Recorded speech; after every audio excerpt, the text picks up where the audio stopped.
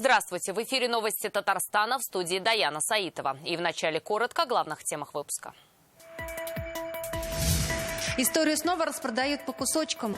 У меня есть полное право ее забрать, если мне кто-то что-то дельное сможет объяснить, предложить. Я открыта к диалогу. Кто разрешил демонтировать лестницу, которой 200 лет, узнавала Юлия Гоголева. Новый ковид-госпиталь и коронавирус зимой. У нас сохранятся все те же меры профилактики. Что с эпидемиологической ситуацией, узнал Салават Мухаммадуллян.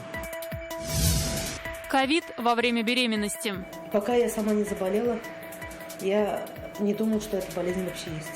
Как во время пандемии врачи перинатального центра РКБ сохраняют здоровье будущим мамам, расскажет Наталья Медина. Экологично и экономично. Сколько стоит топливо и сколько стоит газ, вот, пожалуйста, в 2 раза почти. Сколько новых автобусов на газомоторном топливе выехали на казанские дороги, расскажет Рамиль Галиулян. Главная новость этого дня – продажа лестничного пролета в старинном доме купца Коровина. Она была продана на одной из интернет-площадок антиквару из Уфы. Чугунную лестницу 19 века, которая украшала вестибюль дома знаменитого промышленника и мецената Якима Коровина, продали за 650 тысяч рублей. Сегодня новый собственник, она же блогер Рада Русских, вместе со строителями приехала в Казань для демонтажа конструкции и перевоза лестницы в Уфу.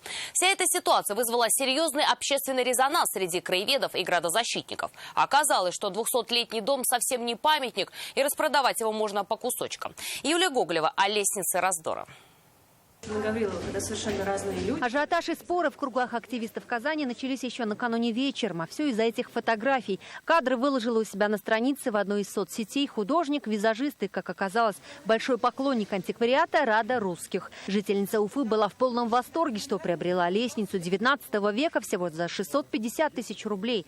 Сегодня она прилетела в Казань, чтобы забрать эту спонтанную, как она выразилась, покупку. Обычно общественности, активистам и городу на памятники до тех пор, пока мы к ним не притрагиваемся.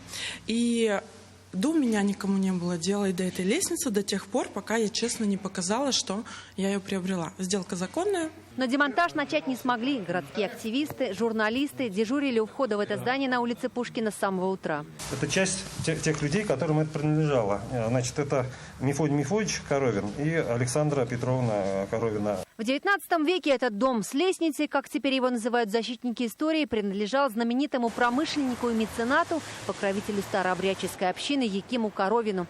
Поэтому среди защитников истории в первых рядах были именно старообрядцы. Давайте сохраним нашу общую историю в Казани. У нас же вообще толком не остается ничего. Поначалу разговор с представителями собственника шел на повышенных тонах, но в итоге защитники и представители уфимской бизнес-леди даже пришли к консенсусу. Немножко даже согласен с вами, по логике вещей все правильно. То есть никто за лестницей не смотрит, ее могут распилить и задать. Хоть завтра, да? Да, и никто не помешает. Та острая реакция, которую мы сейчас видим от горожан, во многом связана с травмой и утратой исторического города, которая произошла при подготовке города к тысячелетию, когда более 2500 объектов среды были уничтожены, несколько десятков исторических памятников. По словам Марии Леонтьевой, еще 2 года назад дом Коровина по непонятным причинам был выведен из реестра зданий, обладающих признаками культурного наследия. В результате собственники начали распродавать его содержимое. Объявление о продаже этой лестницы висело в интернете около месяца. И, что удивительно, не заинтересовало ни одно контрольное ведомство. Эта чугунная лестница, пожалуй, единственное, что напоминает о том, что дому около 200 лет. Изначально здание было двухэтажным. За последние годы к нему надстроили еще 2. И по нашим данным, в ближайшее время здесь собираются сделать лифт. Видимо, свидетель старины глубокой просто не вписывается в концепцию современного бизнес-центра. В середине дня стало известно, что по заявлению одного из городских активистов в Комитете по охране памятников наложили мораторий на все действия с объектом. У нас на сегодняшний день будет 90 рабочих дней для определения историко-культурной ценности здания, учитывая, что здание в 2000-х годах всевозможным образом перестраивалось, было двухэтажное здание, сейчас 4-этажное. Мы все взвешенно посмотрим и выдадим соответствующее заключение. Возникла правовая коллизия, когда собственник теоретически вправе распоряжаться своей собственностью, и другой человек вправе купить нечто, что продается. Однако на самом деле именно отсутствие у этого здания соответствующего статуса и прописанной ценности в виде сохранных элементов лестницы или других элементов позволяет такие вещи производить. Одна лестница вызвала десятки вопросов ко многим ведомствам. Почему старинный особняк лишился статуса и на каком основании содержимое автоматически не становится охраняемым? Почему, чтобы придать зданию статус, необходим скандал практически федерального масштаба? Ответы на эти вопросы, похоже, будет искать советник мэра по противодействию коррупции. Киям Беляев прибыл на объект к обеду. И с Радой русских они общались конфиденциально. Вы видите, как мы улыбаемся. Мне кажется, мы договоримся с городом. Да, думаю, договоримся. Лестницы нам оставят? А мы прекратили демонтаж. Мы всем пообещали, что раз это вновь выявленная ценность, мы ее не трогаем. В настоящее время планируемый демонтаж лестницы приостановлен. Владелец выразил готовность вести консультационный диалог, в дальнейшем вести переговоры. Подобных этой чугунных лестниц XIX века в Казани можно по пальцам пересчитать. Когда-то она была вот в этом здании на площади Вахитова. Здесь располагалась знаменитая фабрика Крестовниковых. Еще одна лестница украшает вестибюль Казанской мэрии. Но за нее активисты не переживают. Вряд ли кому-то удастся ее продать. Юлия Гоголева, Игорь Романов, ТНВ, Казань. В Татарстане еще 2 случая смерти от COVID-19. Это мужчины 63 и 53 лет. В первом случае пациент был госпитализирован с двусторонней пневмонией, во втором с подозрением на коронавирус. Таким образом, в республике зафиксировано 107 летальных исходов. Тем временем за сутки в Татарстане выявили 51 случай заболевания коронавирусной инфекцией. Это осенний максимум. Всего за весь период пандемии в Татарстане более 8 тысяч заболевших. В России сегодня вновь антирекорд – 17 тысяч инфицированных за сутки. Рост по сравнению с предыдущим днем более чем на 1000 человек. Прирост практически во всех регионах страны. Москва лидер – 5478 человек. В Санкт-Петербурге более 700 зараженных. В Нижегородской области заболели 366 человек за сутки. В Саратовской области 198 инфицированных. У соседей в Мариэл 51 случай. В Чувашии 54 зараженных. В Ульяновской области 190 заболевших новой коронавирусной инфекцией. Тем временем эпидемиологи просят жителей одеваться по погоде. Зима предстоит сложная, ОРВИ и коронавирус не ослабнут.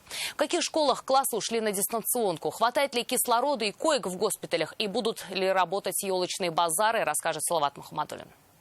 За прошедшие сутки зарегистрирован 51 случай. Осенью такого еще не было. В последний раз эту цифру специалисты фиксировали в июне. Республика возвращается к высоким показателям заболеваемости. Оно было ожидаемым. ОРЗ, ОРВИ и ковид. Темп прироста к предыдущему дню несколько увеличился, стал 0,6%, был ранее 0,5%, и недельный темп прироста также составляет на сегодня 0,6%. Как заявляют в Минздраве, коек в республике хватает. Накануне открылся госпиталь при КФУ. Он будет принимать пациентов только с подтвержденным диагнозом ОРВИ и ковид. Нет проблем в Татарстане и с кислородом, что после ростовской трагедии волнует многих. Первому звонку службы выезжают и наполняют емкости необходимым количеством. То есть говорить о том, что мы фиксируем нехватку кислорода поставляемого, нет, мы не можем. Сейчас в республике на дистанционке учатся 27 классов в Казани и по одному в Лениногорске и в Набережных Челнах. Маска, социальная дистанция, дезинфекция рук. Все это останется с нами и зимой, заверяют эпидемиологи. И добавляют, что одеваться нужно все же потеплее и не стоит рисковать здоровьем во время подъема заболеваний ОРВИ и ковидом. На сегодня по погоде нужно одеваться обязательно, и обязательное соблюдение условий и требований микроклимата в помещении. То есть это обязательно должна быть определенная температура, которая нормируется. Кроме теплой одежды, казанцы предлагают и свои способы согреться и не заболеть, когда на термометре отметка за минус. Малиновое варенье, чай с малиной. Что еще? Ромашку можно. Я думаю, тепло одеваться. Сейчас по-любому будет еще холоднее, поэтому нужны подштанники, зимняя одежда. Сидеть дома, никуда не ходить. Это самый лучший метод. Вот так получилось. Но усидеть на месте до весны вряд ли получится. Тем более не за горами и Новый год. Скоро откроются елочные базары и новогодние торговые ряды в крупных центрах. Журналисты интересуются, не возрастет ли риск заражения. Все те же самые требования, то есть просто выставляется продукция, которая предназначена к празднованию Нового года, игрушки, фонарики и прочее. Поэтому на сегодня никаких ограничений, ничего особенного нет. Если это какая-то уличная торговля, то понятно, что там должно быть обязательно санкционированное место. Продолжается проверка и в аэропортах. Она уже выявила 948 человек, не загрузивших результаты тестов на портал госуслуг. Их ждет штраф. В Роспотребнадзоре еще раз призвали соблюдать все санитарные меры, а работодателей попросили обеспечить безопасные условия труда. Салават Мухаммадулин, Вадим Илларионов, ТНВ, Казань. За время пандемии казанские врачи приняли роды у 80 женщин с диагнозом ковид, и все малыши родились здоровыми. В перинатальном центре РКБ работает специальная красная зона для беременных, больных коронавирусом. В каждом случае индивидуальный подход. Как женщины в особом положении переносят заболевания и что делают врачи, чтобы малыш не заразился, узнала Наталья Мезина. Пока я сама не заболела, я не думала, что эта болезнь вообще есть. В свой диагноз Илюза не верила до последнего. Сначала слабость, потом затрудненное дыхание. И все это на 7-м месяце беременности. Врачи приняли решение об экстренной госпитализации. Уже позже тест подтвердил диагноз ковид. Очень много врачей разного профиля смотрели,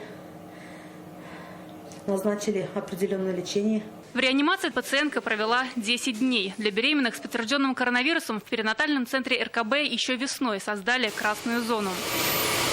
Здесь работает оперативная бригада врачей, медсестер, акушерок и гинекологов. И о прерывании беременности речи никогда не идет. Ведь пока малыши находятся в утробе, от ковида его надежно защищает плацента. Не забывайте, что у плода есть плацента. Надежный страж, который к ребенку не пропускает ничего. В том числе и вирус ковида. Единой схемы лечения здесь нет. Препараты подбираются так, чтобы не навредить будущему ребенку и сохранить жизнь матери. При необходимости врачи собирают консилиум с ведущими медиками московских клиник, проводят виртуальные обходы для тяжело больных пациенток. Нет необходимости всем специалистам одновременно спускаться в эту красную зону. Там может работать один врач, который может через планшет передавать информацию, видео. То есть принимается решение не одним врачом, а сразу несколькими врачами. С начала пандемии в перинатальном центре РКБ родились уже 80 здоровых малышей. Для безопасности ребенка от мамы он изолирован на 2 недели. После выздоровления 2 недели мы не рекомендуем с ребенком контактировать.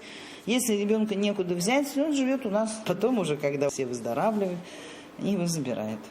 Сейчас в Татарстане на учете стоят 100 беременных с диагнозом ковид. И пока ни одного случая передачи коронавируса от матери к новорожденному ребенку не было. Наталья Мезина, Чулпан Касимова, Адель Миндубаев, ТНВ, Казань. Такси с ультрафиолетом. В Казани появились так называемые стерильные такси. В машине установлен мини-прибор, который обеззараживает воздух и тем самым сокращает риск подхватить инфекцию. Такой пилотный проект заработал пока лишь в 3 городах России – Казани, Нижнем Новгороде и Серпухове. В столице Татарстана рециркулятором оснащены пока 15 машин, но скоро их станет больше. Алия Харудинова оценила преимущество поездки под лампой. 15 минут, и у меня салон чистый, аккуратный.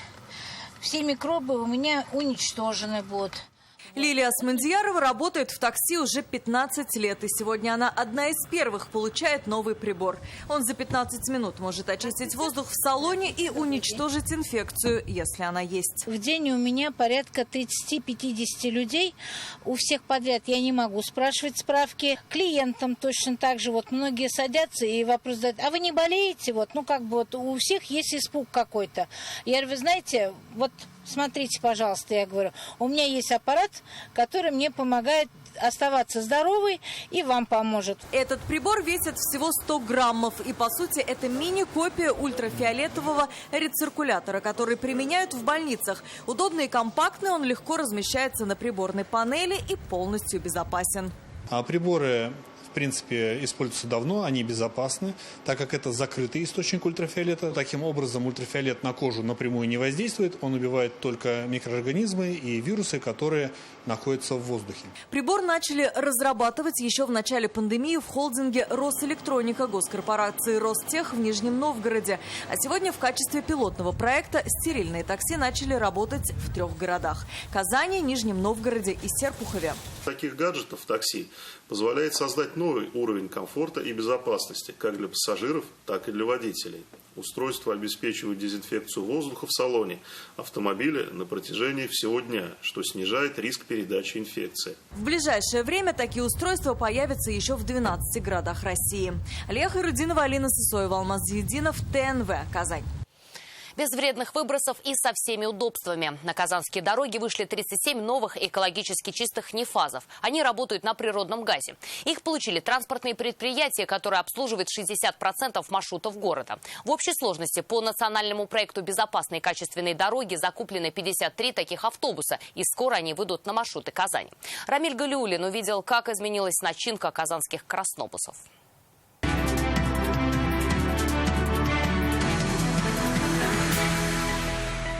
Комфортабельный автобус, здесь очень дизайн прекрасный. За рулем общественного транспорта Рамиль Муслимов почти 40 лет. Еще помнит, как ездил на маленьких пазиках. На новом нефазе все предусмотрено до мелочей. Но главное преимущество – газовый двигатель работает на метание. А значит, меньше выбросов и больше экономии. По сравнению, сколько стоит топливо и сколько стоит газ, вот, пожалуйста, в 2 раза почти, наверное, экономичнее. Газовые баллоны на новых автобусах установлены на крыше. Всего их 7, вмещают около 200 кубов. Этого хватает более чем на 300 экологически чистых километров. И все они пройдут с комфортом. В автобусах система обогрева, видеонаблюдения и пожаротушения. Вместимость до 110 человек. Все предусмотрели и для маломобильных граждан. Есть специальная кнопочка. Вот. Ремень безопасности, их раньше не было на других автобусах, это только вот на газовом новом автобусе нефазе.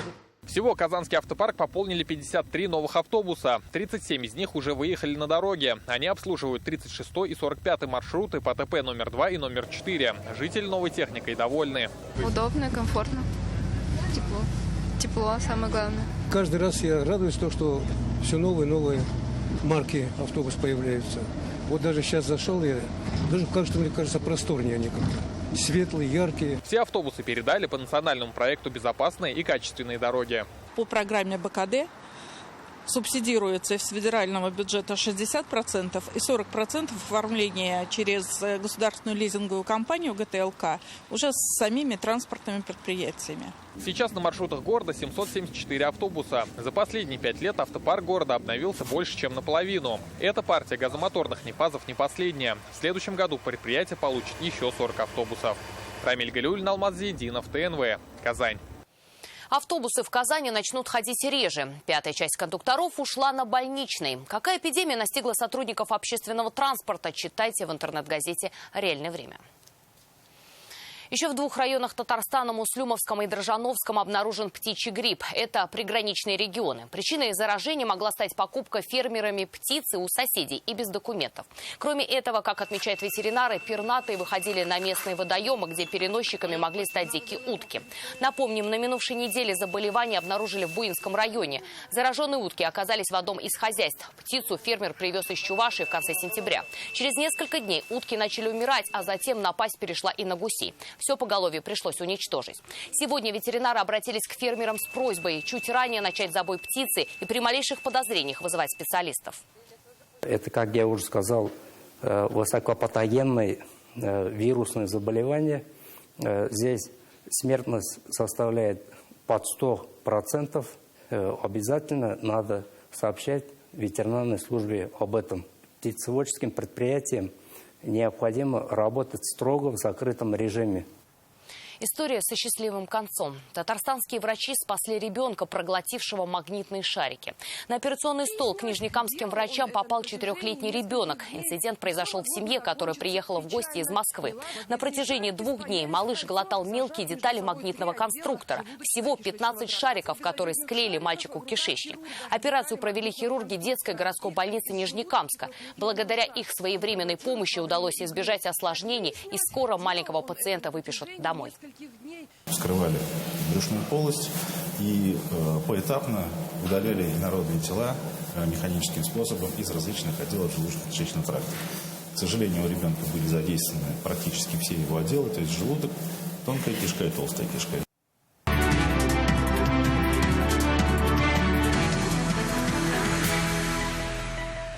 На Нижнекамск нефтехимии выпустили 19 миллионов тонн этилена. Завод этилена – одно из центральных производств и основное сырьевое подразделение предприятия. От его слаженной работы зависят другие производства.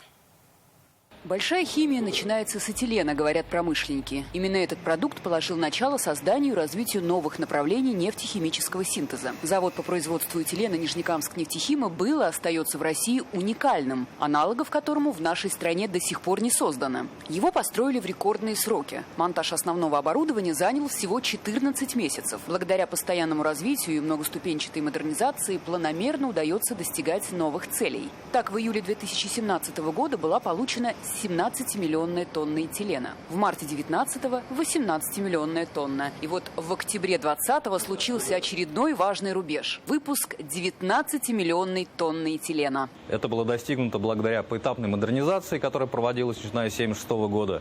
Последний этап модернизации, проведенный в 2011 году, позволил достигнуть проектной мощностью более 600 тысяч тонн в год по этилену. Этого удалось достичь благодаря введению в эксплуатацию 2 новых печей пиролиза. Среди преимуществ нового оборудования – производительность и экологическая безопасность.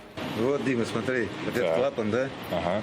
У нас регулирует отбор этилена, колонны и дальше туда сепаратор.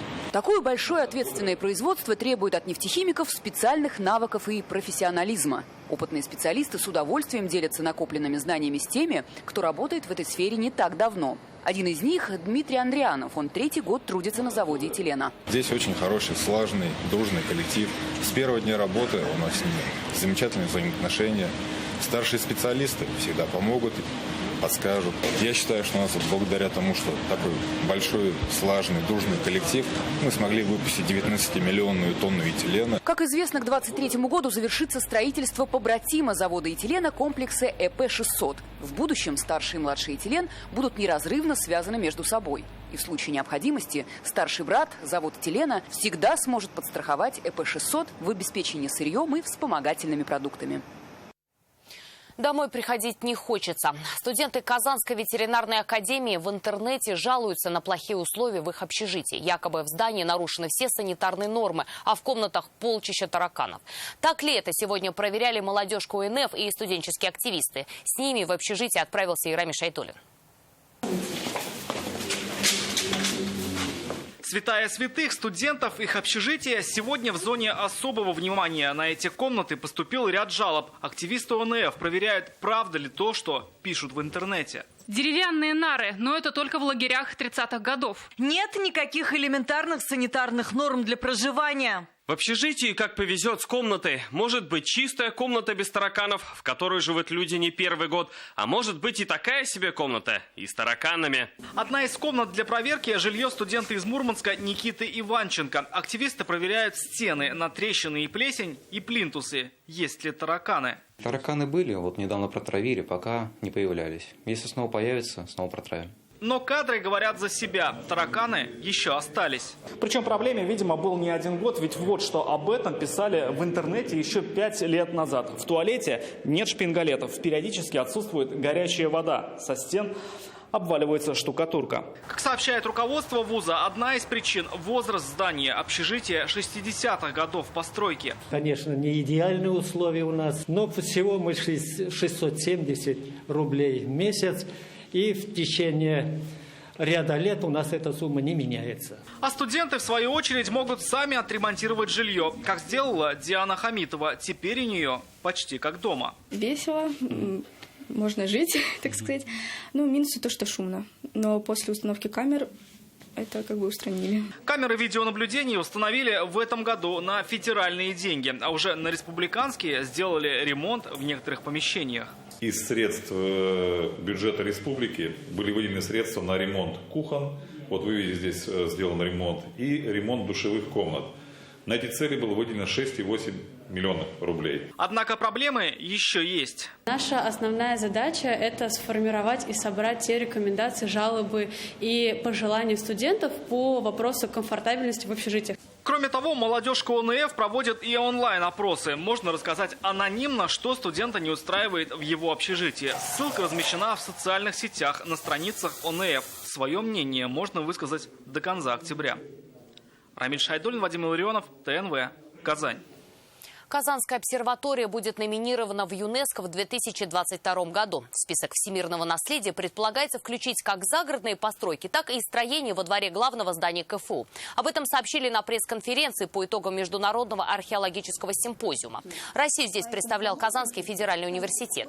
В Татарстане сейчас сразу 3 объекта всемирного наследия ЮНЕСКО. Пора возрождать и другие объекты. Есть все предпосылки для проведения в Казани, в Республике Татарстан в 2022 году Комитета всемирного культурного наследия. И одно из бонусов приятных, мы надеемся, что успеем к этому времени, к 2022 году, подготовить номинацию для последующего включения. Тема новой коронавирусной инфекции не обошла стороной и творческие площадки. Фестиваль уличного искусства «Форм Арт» разместили сразу несколько работ на эту тему. В финале и наш татарстанский художник. Мы уже рассказывали о нем ранее. Работа Азата Шакирова «Улей» про образ общества в пандемию и напоминание о сложном периоде самоизоляции. Сейчас продолжается общественное голосование. Поддержать финалистов можно, позвонив по бесплатному номеру, который сейчас на экране. Азат Шакиров под номером 4. А у нас на этом все. Еще больше новостей в наших соцсетях ВКонтакте и Инстаграм. Сейчас прогноз погоды. До встречи.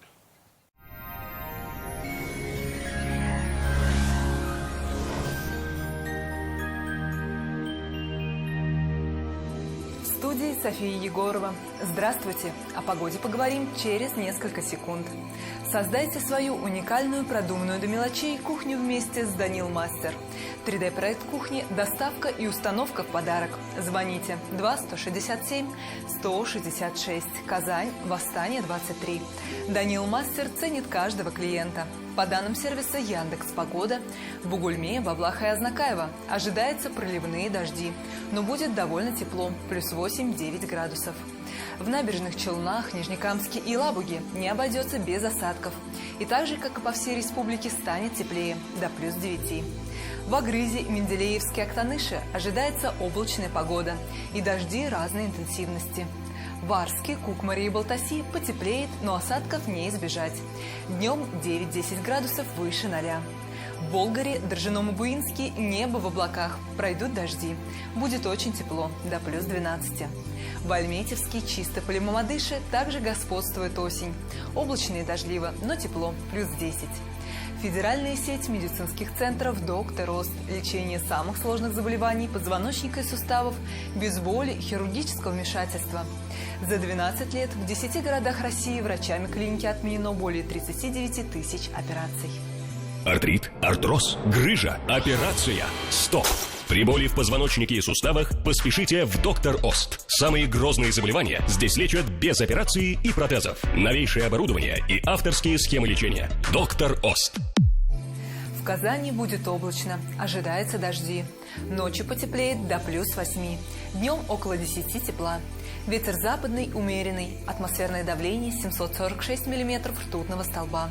Влажность воздуха 90%. Магнитное поле Земли спокойное. На этом наш выпуск завершен. До свидания.